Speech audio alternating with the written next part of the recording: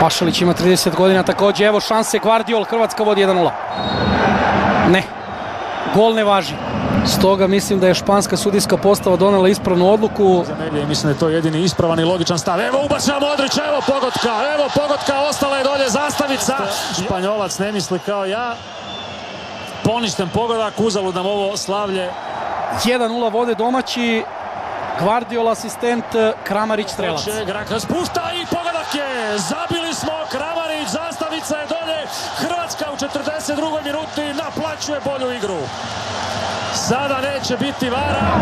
Evo možda prilike za Češku, 1-1. Uzvratili su Češku. Novi ubačaj Čeha, skok tamo, ovo je opasno i ovo je gol, vraća se Češka.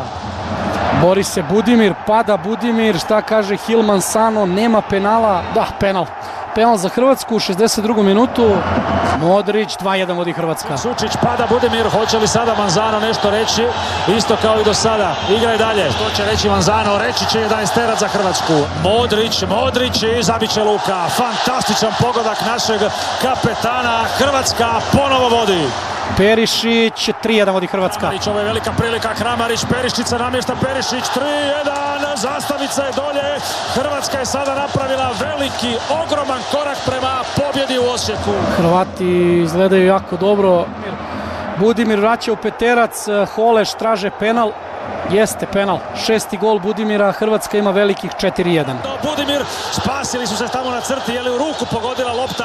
Budimir, majstorski je to Ante pospremio, pogodak broj 6 za Budimira u reprezentaciji, pogodak broj 4 za Hrvatsku na Opus Areni. Modrić, kakav pas, 5-1, potopljena je Češka, majstorija Luke Modrića, Kramarić sada postaje zvanično treći najbolji strelac u istoriji hrvatske reprezentacije.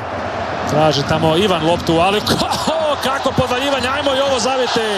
Kramarić, 5. pogodak, 34, Kramarić, u lov na Perišića, a Hrvatska ide prema svjetskom prvenstvu.